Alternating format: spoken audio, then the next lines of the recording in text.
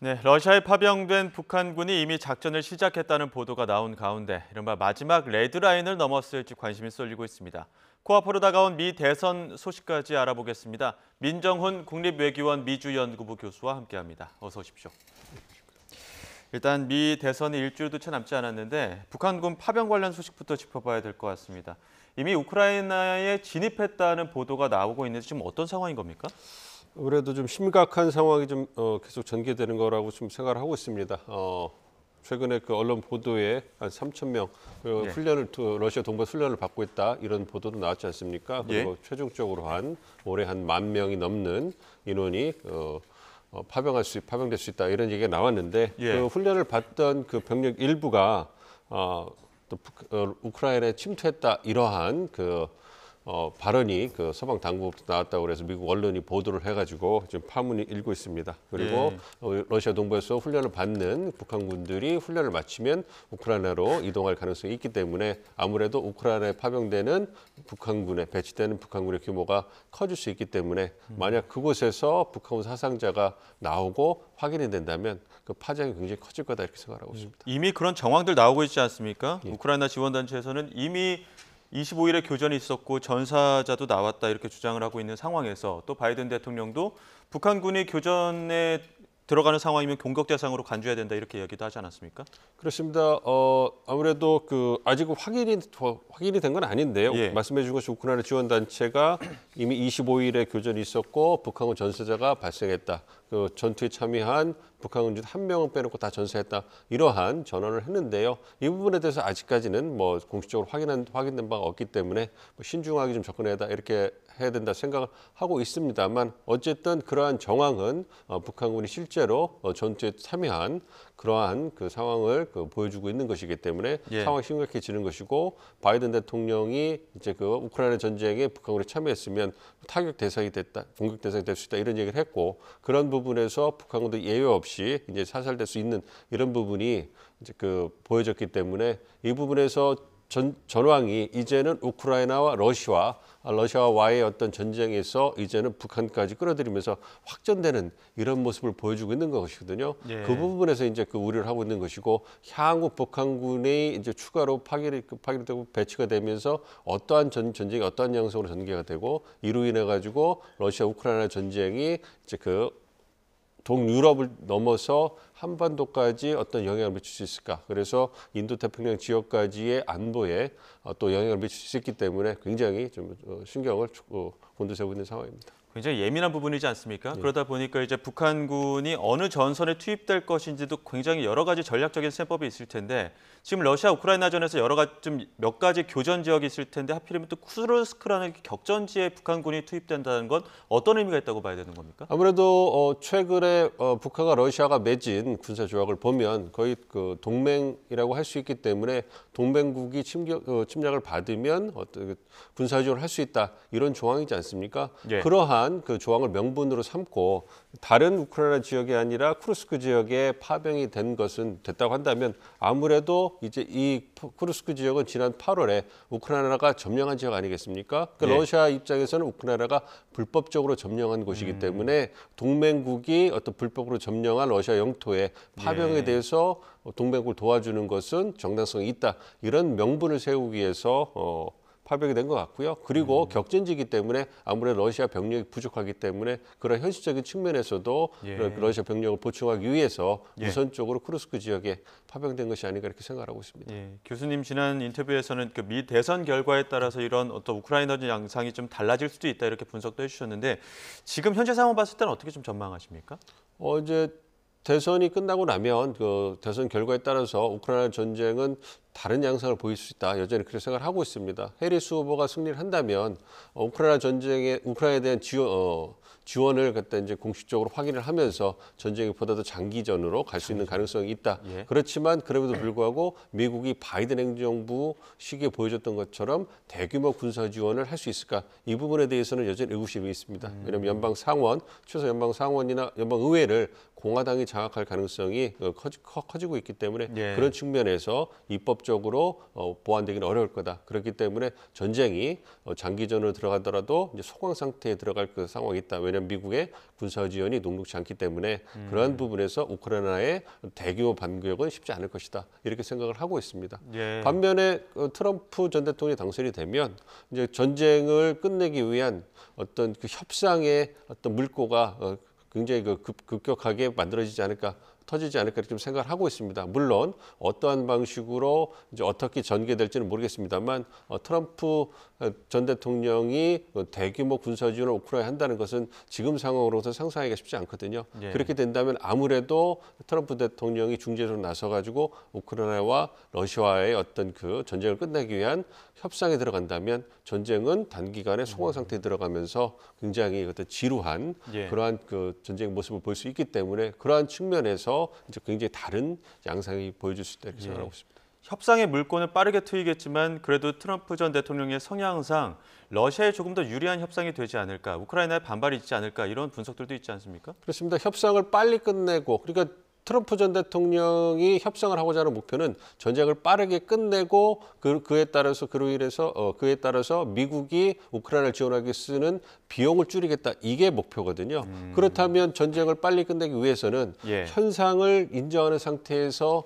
협상을 하는 것이 가장 빠른 거 아니겠습니까? 예. 그렇다면 우크라이나 4개 지역을 러시아가 지금 점령하고 있는데 그 부분을 인정할 가능성이 있다. 뭐 이러한 전망이 나오고 있기 때문에 그렇습니다. 예. 우리 대응은 어떻습니까? 한미 국방장관이 지금 북한 러시아 파병 공동 대응 논의한다고는 하는데 여기에 대해서는 좀 어떤 이야기 오갈까요? 아무래도 우선적으로는 그 한미 국방장관들께서 현황을 갖다가 이제 다시 한번 점검하고 정보를 공유하면서 그 양국의 입장을 교환할 거라고 생각을 하고 있습니다. 물론 일각에서는 한국이 공격용 무기까지 우크라이나에 제공할 수 있다 이런 얘기가 나오고 있는데요. 이건 굉장히 신중한 토의를 통해서 결정이 될 거라고 보기 때문에 지켜봐야 될 것 같고요. 우선적으로는 어떤 양국이 이번 그 한미 그 안보 협의 회의 차 이렇게 그 논의를 할 거기 때문에 이 부분에서 북한 그러니까 대북 대러 관련된 강력한 비난의 메시지와 공동 대응의 메시지를 낼 거라 생각하고 있습니다. 아무래도 또 추가 제재라든지 여타의 어떤 그 경제적인 그 수단으로 그 제재를 대응을 할 거라고 생각을 하고 있고요. 이와 더불어서 어느 정도까지 한국과 미국이 공동으로 우크라이나를 지원하기 위해서 노력할 수 있을 것인가 이 부분에 대해서 심도 있게 논의를 할 거라고 생각하는데 결과는 지켜봐야 될 것 같습니다. 예. 미 대선 상황도 좀 보겠습니다. 진짜 며칠 안 남았습니다. 닷새에서 엿새 정도 남은 상황인데 네. 여론조사 추이를 여쭙기가 무색할 정도로 너무 박빙이어서 지금의 어떤 상황을 어떻게 좀 판단해야 될까요? 그러게요. 정말로 초박빙입니다. 예. 이런 선거가 또 있을까 싶을 정도로 그래서 예. 뭐 60년 만에 어떤 그런 초박빙 선거라고 얘기를 하고 있는데요. 하루가 다르게 엎치락뒤치락하고 있고 뭐 그럼에도 불구하고 트럼프 전 대통령의 상승세가 여전히 이어지고 있고 그리고 해리스 후보도 나름대로 이제 그 지지율을 조금씩 끌어올리는 그런 형국이기 때문에 네.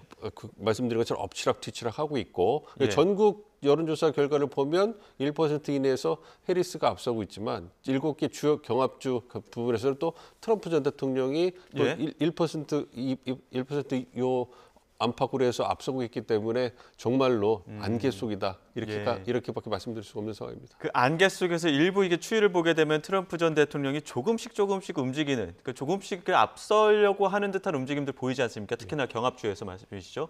그런 거는 어떤 배경이 있다고 봐야 되는 겁니까?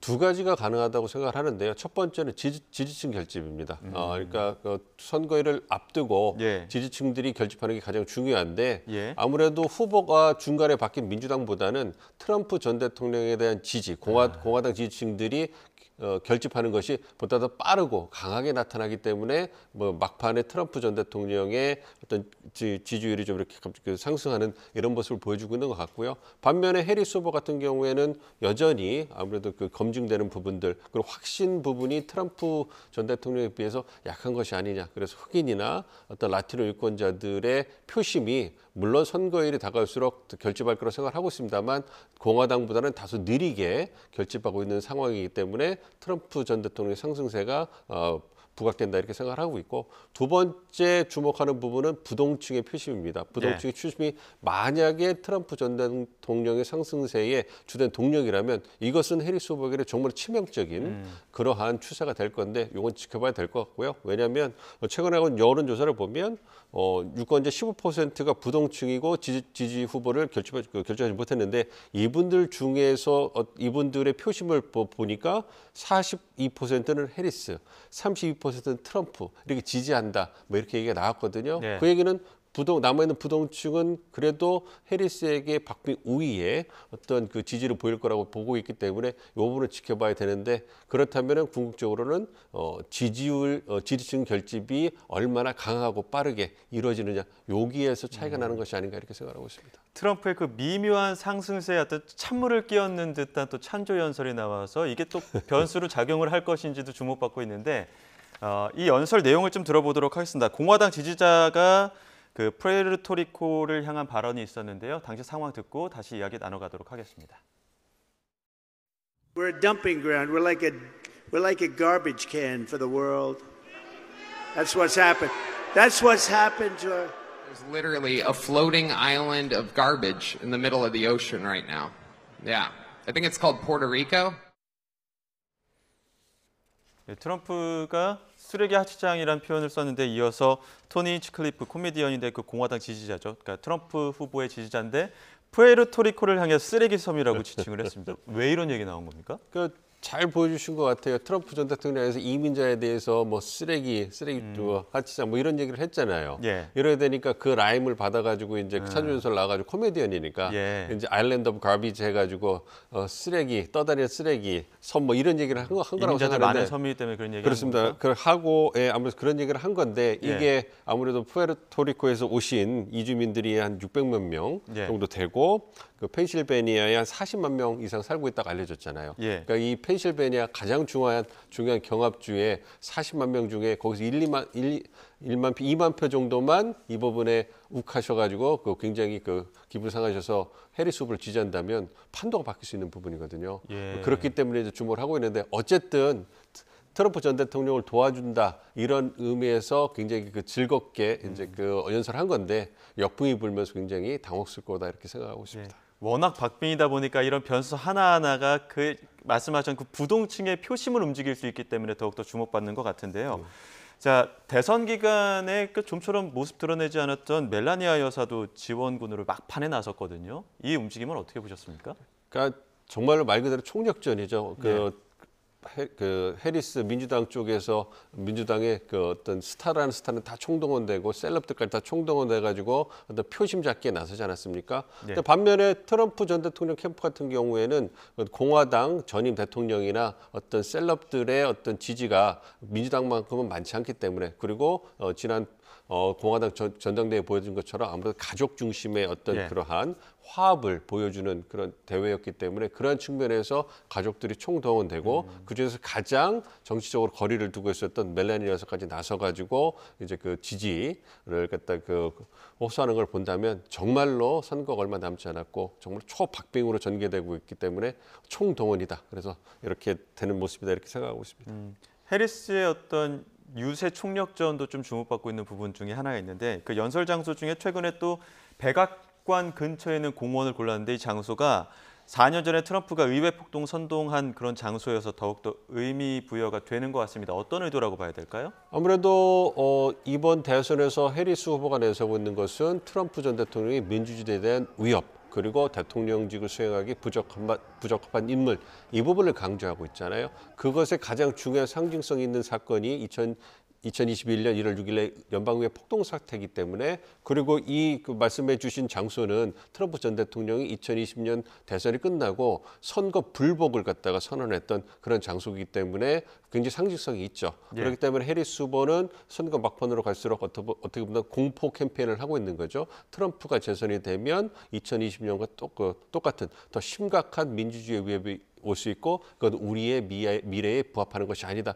이런 메시지를 내세우면서 지지층을 결집하고 부동층을 끌어안으려는 이런 모습입니다. 그래서 트럼프 전 대통령의 전 대통령이 내세우고 있는 바이든 행정부 실정, 뭐 인플레이션이나 물가, 남북경 위기에 맞서서 민주주의 위협 이걸 내세우고 있는데 얼마만큼 유권자들에게 실적으로 다가갈지는 좀 지켜봐야 될 것 같습니다.